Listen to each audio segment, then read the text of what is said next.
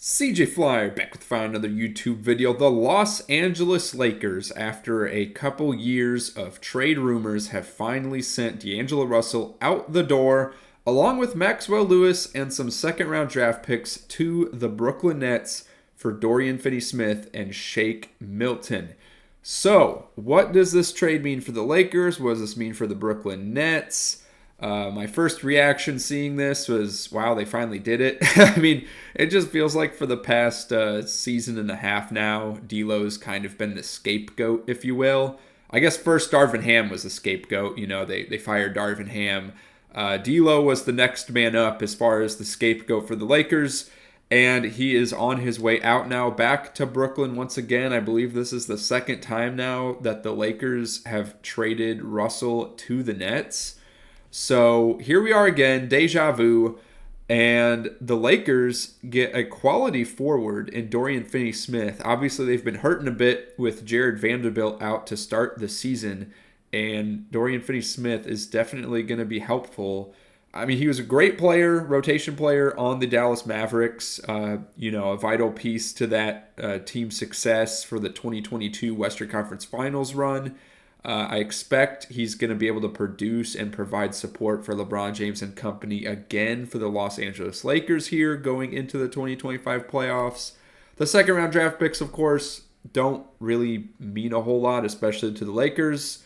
I guess other than drafting another one of LeBron's sons. But no, in all seriousness, the second round picks don't mean much to the Lakers as we've seen in recent years. So the fact that they're going ahead and trading those away, just the Nets are slowly building up draft capital here. It's a win-win in that scenario.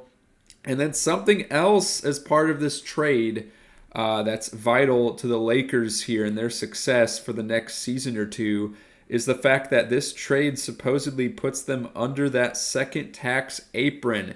And if you don't know what the consequences are of being over the second tax apron, a quick Google search here will give you the answers. Good old Google AI with the rundown here. Lots of restrictions as far as, draft picks not being available, draft picks not being able to be traded, not being able to aggregate contracts in trades, not having access to the mid-level exception in free agency. Tons of restrictions that the Lakers would not like to have if they're trying to build a winning roster around LeBron James in his final years. This is a huge win in that regard. Obviously, the Lakers get a quality forward, a quality rotation player in Dorian Finney-Smith. You'd imagine now that D'Angelo Russell's minutes will probably go to Shake Milton as well as more minutes to Gabe Vincent, who honestly has been a bit underwhelming since he left the Miami Heat in free agency and went to the Lakers, but perhaps with more of a solid role on the team, he can perform a little bit better. We'll just have to see. That's to be determined. I'd say the big thing coming out of all this trade has nothing to do with the players mentioned and more so to do with the fact that the Lakers are now under that second tax apron, and they have some flexibility approaching the trade deadline in February to possibly do another big trade, or if we look forward to the offseason, the potential to sign a player for the mid-level exception. So those are the two big takeaways to me. It's really not so much the players, it's more so about the flexibility in roster construction for the next couple of seasons.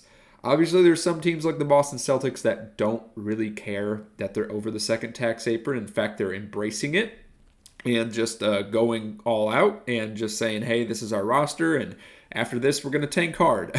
But then you got teams like the Timberwolves, obviously, who traded Karl Anthony Towns to avoid these kinds of issues instead of going all in, which, lots of controversy there. That, they wouldn't go. Why wouldn't they go all in? Because the Timberwolves made the Western Conference Finals last year. They've had a lot of success with that roster, and then they trade away Karl Anthony Towns for Julius Randle, who paired with Gobert it's a questionable pairing.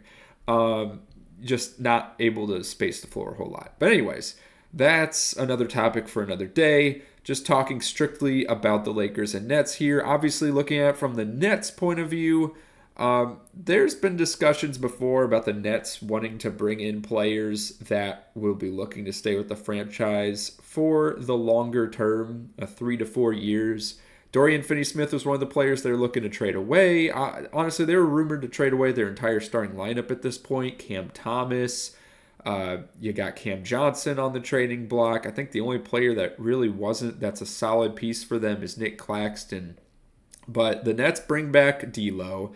Obviously, that's a move that will. It's an attempt to bring fans to the seats when the team is tanking because everyone remembers DLO from the days where the Nets were a fringe playoff team in the East. They were fun to watch. They weren't championship contenders, but they got you excited. It was a fun group. They all got along well, and now they're bringing him back. So perhaps some recent term nostalgia, if you will, from a few seasons ago back in 2019.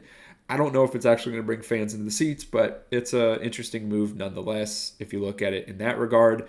D'Lo is an expiring contract. I don't believe they have the flexibility to trade him again before the February deadline. I could be wrong, but D'Lo is definitely playing for a contract, so he's going to be trying his best on a tanking team here. So interesting in the sense that the Nets are looking to tank, but they're also bringing a guy that's got nothing to lose and is going to go all out. So it could be the perfect tank commander, or could be so good that the Nets actually make the playoffs. We'll just have to see. I think most people would probably disagree with that. I think it's just going to be a tank commander situation. Again, the Nets build up some draft capital. And then if we go back and look at the rest of the roster here, like I said before, you got an expiring contract in Ben Simmons. He's playing for a contract for next year and moving forward. Cam Johnson is he's on the trading block. You'd assume Bogdanovich is on the trading block at this point too. Cam Thomas is on the trading block. Who else? I think those are the big names that we've mentioned before. D'Anthony Milton, of course, just joined the team, but he's not going to be able to play, and he's an expiring contract. He's injured for the rest of the season. And then Nick Claxton just signed that extension. He's around for the next few years. So they're really just building around Nick Claxton, I guess. That's all they really got going on in Brooklyn. So they've built up some more draft capital. The move, obviously, it's a increase in the salary that they're bringing in here by a couple million, but they've got plenty of flexibility in regards to that, so that's not really a concern for them. Really, the move is bring in D'Lo. He's going to try his hardest, get the stats that he wants to get. He's going to bring fans into the seats for a year. Perhaps you extend him after the season. You guys bird years. Perhaps it's a sign and trade situation, or perhaps it's just a situation where you let him go, and then you got more flexibility as far as salary cap. So that's how I'm looking at this. If we go ahead, again, the Nets right now, they're in 12th in the East.